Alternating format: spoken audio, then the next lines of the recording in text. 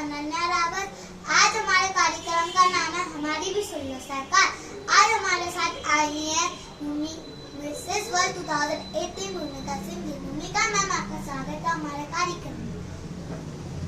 भूमिका जी, आपसे हमारा पहला सवाल, आप एक हाउसवाइफ है, साथ ही साथ आप एक टीचर भी है और आप मिसेस वर्ल्ड भी रही हैं। लॉकडाउन के बाद आप किन किन परेशानियों का सामना करना पड़ सकता है, इसमें आपकी क्या राय है? Thank you Ananya. जैसे कि कोरोना संक्रमण बढ़ता ही जा रहा है, हम सभी देख रहे हैं कि दिन पे दिन कोरोना केसेस बाहर हमारे सामने निकल के आ रहे हैं और ऐसे में लॉकडाउन की घोषणा सरकार ने जो की तो सभी के ऊपर उसका बहुत प्रभाव पड़ा है और डेफिनेटली मैं कहूँगी कि मेरे ऊपर भी उसका काफ़ी असर हुआ है। जैसे कि आपने बोला, यस मैं एक टीचर भी हूँ, तो टीचर बीइंग अ टीचर अभी जितने हमारे वर्किंग आवर्स स्कूल में होते थे, अब हमें उससे कहीं ज़्यादा घर पे प्रिपरेशन करनी पड़ती है। ऑनलाइन क्लासेस लेने के लिए प्री प्लानिंग करनी पड़ती है, उसके बाद हम क्लासेस लेते हैं, जूम क्लासेस। तो वो वर्क हमारे ऊपर, मैं बोलूँगी कि डेफिनेटली ज़्यादा हमारे ऊपर वर्कलोड पड़ा है और इसी के साथ सभी लोग घर में हैं लॉकडाउन के चलते, तो घर के काम काजों में भी बढ़ोतरी हुई है। तो लेकिन ठीक है, हम एंजॉय कर रहे हैं इस लॉकडाउन को क्योंकि हमें करना पड़ेगा, हमारी भलाई अच्छाई इसी में है। गवर्नमेंट ने जो भी स्टेप्स लिए हम उनको फॉलो कर रहे हैं और आगे भी करेंगे क्योंकि वो सारी ही स्टेप्स हमारी भलाई के लिए इनिशिएटिव्स लिए गए थे गवर्नमेंट के द्वारा। और जो लोग नहीं मान रहे हैं तो उनका नतीजा हम देख ही रहे हैं कि कोरोना केसेस बढ़ते जा रहे हैं दिन पे दिन। इसी के साथ हाँ, बिल्कुल मैं मिसेस इंडिया वर्ल्ड रह चुकी हूँ और आफ्टर विनिंग दिस टाइटल जैसे मेरे प्रोफेशन में और भी कई चीज़ें ऐड हुई। जैसे मेरे शूट्स, मैं बहुत सारे शूट्स मुझे मिलने लगे थे, तो बहुत सारे प्रोग्राम्स मेरे पहले से ही लाइन अप थे जो पोस्टपोन हुए हैं, तो कहीं ना कहीं उसका इफेक्ट मेरे ऊपर पड़ा है। लेकिन जैसे सभी अभी ऑनलाइन चीज़ें अपनी कर रहे हैं, तो मैंने भी जो चीज़ें हमारी ऑनलाइन प्लान कर सकते थे हम वो कर रहे हैं। और आगे मैं ये बोलूँगी कि पोस्टपोन होने के साथ साथ जो भी चीज़ें हैं, हमें नहीं पता कि वो कब तक के लिए पोस्टपोन हुई है क्योंकि कोरोना संक्रमण बढ़ रहा है और अभी इस परिस्थिति को कंट्रोल करना बहुत ही मुश्किल लग रहा है क्योंकि कहीं ना कहीं लोग नहीं मान रहे हैं। भूमिका मैम, लॉकडाउन में स्कूल बंद रहे हैं, तो स्कूल की फीस माफ होनी चाहिए और इलेक्ट्रिसिटी बिल की भी माफ होनी चाहिए, इसमें आपकी क्या राय है? लॉकडाउन में स्कूल बंद रहे हैं, सभी चीजें बंद रही हैं, लेकिन जो काम चलता जा रहा था तो कहीं ना कहीं हमें ये ऑर्डर्स मिले कि वर्क फ्रॉम होम हमें करना है क्योंकि कुछ काम ऐसे हैं जिनको हम बंद नहीं कर सकते।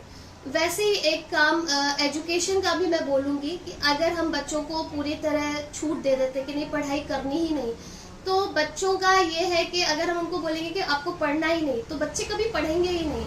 इससे काफ़ी जब लॉकडाउन या सिचुएशन नॉर्मल होगी तो बहुत सारी चीज़ें हमें भी फेस करनी पड़ेगी। बीइंग अ टीचर पेरेंट्स को भी फेस करना पड़ेगा और बच्चे तो फेस करेंगे ही करेंगे। तो इसीलिए हमारे जो स्कूल एजुकेशन सिस्टम है उन्होंने ये प्लान किया कि हम बच्चों की ऑनलाइन क्लासेस लेंगे, जिससे मैं ये बिल्कुल मानती हूँ कि ऑनलाइन क्लासेस में बच्चों को वो चीज़ नहीं मिलती है जो स्कूल में हम फेस टू फेस बच्चों को देते हैं और बच्चे हमसे ग्रास्प करते हैं। लेकिन ऑनलाइन क्लासेस में हम जो भी उनको थोड़ा बहुत दे पा रहे हैं, सिखा पा रहे हैं, तो मेरा ये मानना है कि कम से कम थोड़ा तो उनके अंदर है, टीचर से इंटरेक्शन उनका रेगुलर होता है जो बहुत ही इम्पोर्टेंट होता है। उनको लगता है कि नहीं हमारी टीचर हमारे सामने रोज आ रही है, तो कहीं ना कहीं वो कुछ ना कुछ थोड़ा बहुत करेंगे। तो इसलिए ऑनलाइन क्लासेस में स्कूल सिस्टम पूरी कोशिश कर रहा है कि बच्चों का सिलेबस पीछे ना हो क्योंकि अभी कुछ भी नहीं कहा जा सकता। मैंने आपको बोला तो हमें गवर्नमेंट के ऑर्डर्स थे कि हमें बच्चों को नेक्स्ट क्लास में प्रमोट भी करना है, तो इसीलिए ऑनलाइन क्लासेस के थ्रू हम उनका सिलेबस आगे बढ़ा रहे हैं। और स्कूल फीस की बात है तो देखिए कोई भी किसी भी चीज़ में रुकावट नहीं है, ये बच्चों का सिलेबस आगे बढ़ रहा है, टीचर्स और बच्चों का इंटरेक्शन हो रहा है, उनको क्लासेस भी मिल रही हैं।